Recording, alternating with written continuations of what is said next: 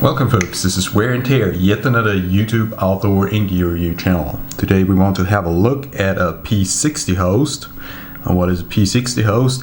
It's something that many flashlight experts will know from earlier times when these hosts were still very popular. Like P60 host is basically a flashlight that works with a drop-in.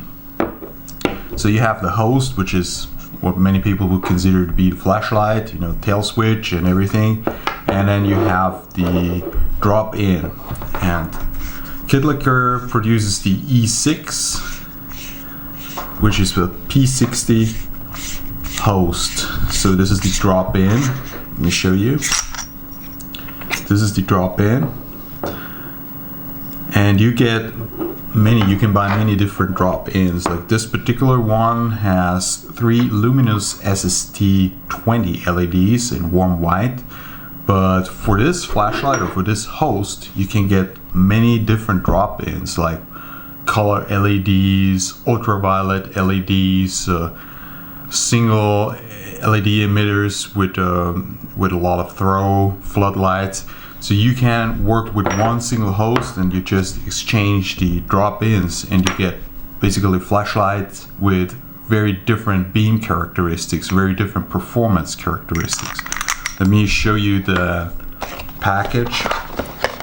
So this is the package that I got from KDLITKER. I ordered that at KDLITKER. So this is what where drop-in came in. What the drop-in came in. This is Luminous SST-20, 3000 Kelvin, so a very warm white. And then you get you get two of those tactical rings, you get O-rings, spare O-rings, nice and thick O-rings by the way, good quality, a rubber cap, and I'm just seeing that right now, those seem to be two magnets that go on top of 18650 cells.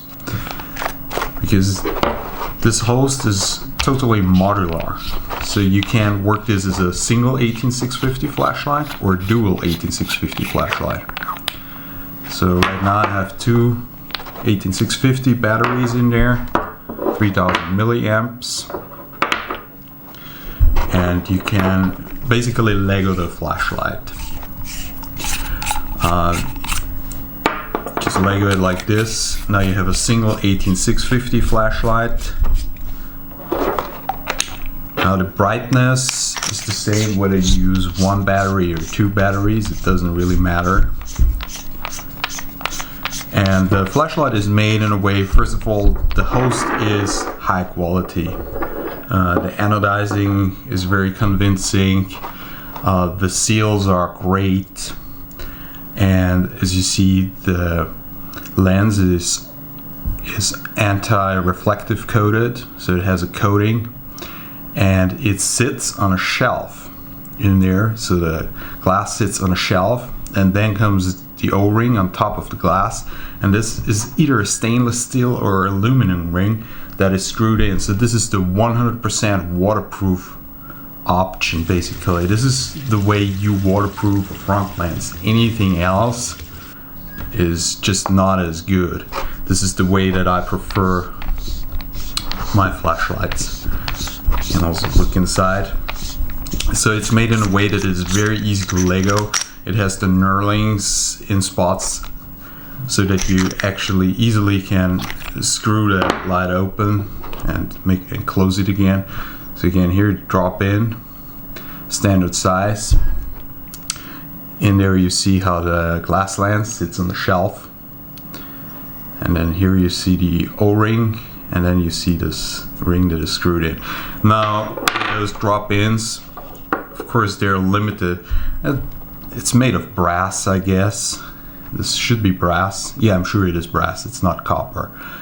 And these drop-ins are kind of limited with the heat transmission, because in most modern flashlights the LED actually sits on a shelf in there. It would sit on a shelf in there, and then you have a direct thermal path to the rest of the housing. Now with the drop-in, well, you have a little bit of air in between, barely, but a little bit of air in between, and that of course air is insulating. so you don't have as good of a heat transmission as in a regular modern flashlight. Now you can help that a little bit. You put aluminum foil or something around this, and then it fits snugger. And when it fits snugger, you have a better heat dissipation, a better thermal pathway. But this only goes up to like 1000 lumens, more realistically probably 700 or 800 after a few minutes. So this is not a big issue at all. So this is definitely not a flashlight that is made for very high lumen outputs, but it has other qualities. Now, KDLITKER was nice and also shipped this little towel, so you can clean the lens, you can clean your drop-in and everything. So it comes with the whole package is only like $22 or $25, and it comes with a lot. And it comes including this extension and 2 of those rubber tactical rings. Now it says on the package, it says of course, because why not, it says tactical flashlight. But it's not a tactical flashlight, it has a reverse clicky, and the reverse clicky in my opinion is never really tactical. But it certainly is a very rugged flashlight. We will go and do some outdoor testing. We'll see the light color, how the light color really comes along under outdoor conditions. Now it has like 4 or 5 modes. You just push the tail cap a little bit, depress it slightly, you switch through the modes, double click, and you get a strobe. And it's of course a more floody flashlight, but it still has kind of a little bit of very soft hot spot. We'll see that very well outdoors.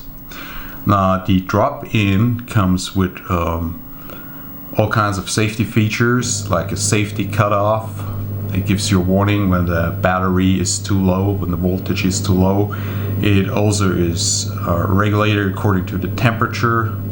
So if the electronics or LED get too hot, then it will step down. So it has modern safety features. So although the P60, those P60 flashlights, they're around since the dawn of high performance LED flashlights, this is still a modern iteration of that whole concept, which is pretty cool. Other than that, it's a very utilitarian flashlight, only a tail switch and that's it.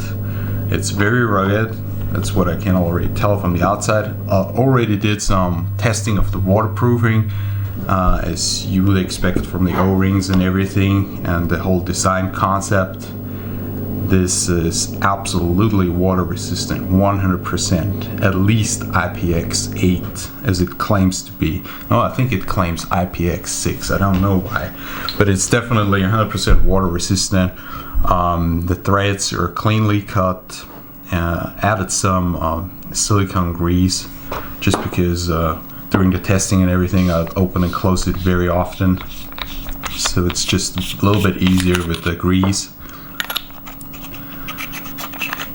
So the extension, we add the extension, and after we do the outdoor beam shots, I'll also show you some runtime testing with 1 battery and 2 batteries, different types of batteries, and because it's winter and it's freezing, also under different temperature conditions. You'll see how the flashlight performs in the below 0 in the minus degrees when it's very cold, freezing cold, and you will see how it performs at room temperature. I think this is also something that is very interesting to know. Now, the ergonomics of the flashlight, I already took it out. I already know a little bit something about it. The ergonomics with 2 18650s is no longer very compact, but it feels very good in the hand. And actually the way to transport it is just you put it in your rear pocket of your jeans or whatever pants. This setup is very easy to transport also in a backpack. Now if you have 18650 cells in parallel, like you have those bulkier flashlights, or even if you have those Coke can flashlights with 3 or 4 18650s, they're not so easy to transport. They're pretty bulky. This, on the other hand, is just long. It's just like a little stick. It's very easy to transport that. It's very portable. and with two 18650s it should give you the longer run times. So yeah, let's go and test this machine. It's nasty rainy, close to freezing temperatures today. So this is the KDLITKER at maximum output. Warm white light, very mild hotspot. So looking down there, see what's going on. Yeah, every detail is very well rendered. The colors are absolutely natural. It's just an extremely pleasant light source. Really moving with something like this through the outdoors is just awesome. Also as an inspection lamp perhaps. So the range is not as bad as it might appear on the camera. The camera is not good at picking up the true range of flashlights in darkness. But of course this is not a flashlight that is built for a long range. It's a floodlight. But it still has a slight hotspot and it still throws decent range. I think even far enough for moderate bicycling activity. But yeah, so far the KDLITKER. Now we compare it to the SkillHunt H03. SkillHunt H03 at maximum output, 1000 lumens. Just like the KDLITKER's claimed 1000 lumens. So the SkillHunt's light goes through a TRR lens. It is much colder. It is not a cold white. It's probably between warm white and neutral white, but still the KDLITKER has a much warmer light than this one. So this one has a single high powered LED going through a TRR lens. A nice and even field of light. No significant throw at all. In my opinion, it has more output than the KDLITKER. Don't know if that is noticeable on the camera. But we'll compare all the lights in one shot in just a minute. The Astrolux S41 at 1600 lumens. You know, high powered copper heatsink and everything. So this light has some oomph.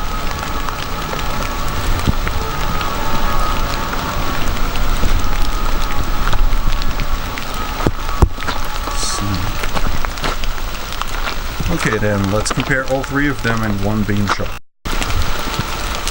Here we got the Astrolux versus the KDLITKER. Colder light, of course, belonging to the Astrolux.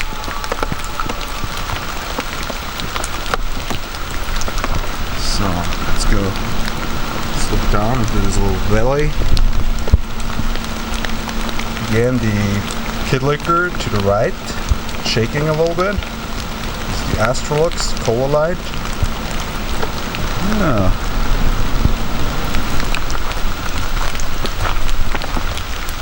Honestly, say comparing the two next to each other, there is no significant difference. I mean, the Astrolux is clearly brighter, but it doesn't seem to be so relevant in real life.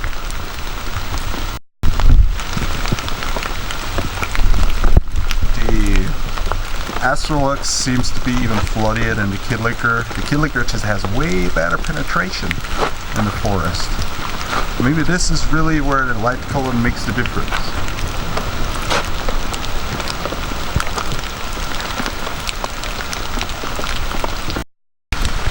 So, now we get the SkillHunt against the KDLITKER. SkillHunt to the left, KDLITKER to the right.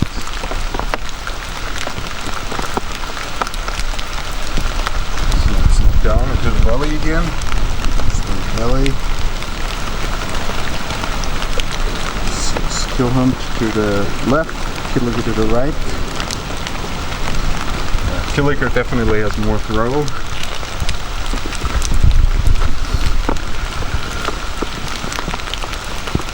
Better penetration. Skill Hunt gives more even distribution of light. Yeah, it's difficult to decide which quality is better, which quality of light is better. I prefer the warmer light color of the KDLITKER for the Skill Hunt with its even light distribution. It's just awesome. Still my favorite headlamp of all times, especially for the price. So this is with the KDLITKER, without, without.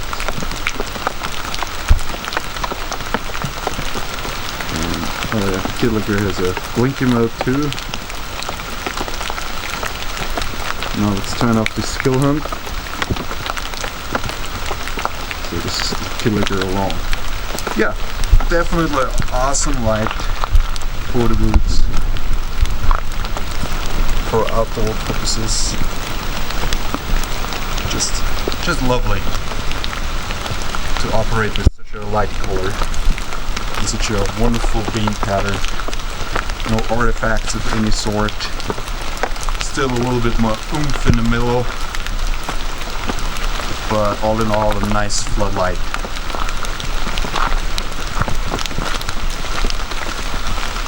So the last part of my review will be the long-time run test. We'll see what it can do in time lapse. The runtime test showed a curious pattern. Two 18650 cells give you no significant benefit in terms of runtime compared to a single 18650 cell. The best performance was delivered by a 3500 mAh key power cell. After that came the unprotected Panasonic 3400 mAh cell, and in last place the Sofern 3000 mAh cell. The runtime between cold temperatures and warm temperatures differed very little. But in theory, you would expect a two-cell setup to perform much better than a single-cell setup because of capacity and higher voltage, of course. This is not the case with this drop-in. So you can save yourself the use of the extension and use the light in its more compact form without any downside, as it seems. This is the case at least with this particular drop-in. I will test others in the future. The E6, everything considered, is a wonderful host, and the drop-in is of high quality. Together with the low price, around $25 US, you get an excellent, versatile light source.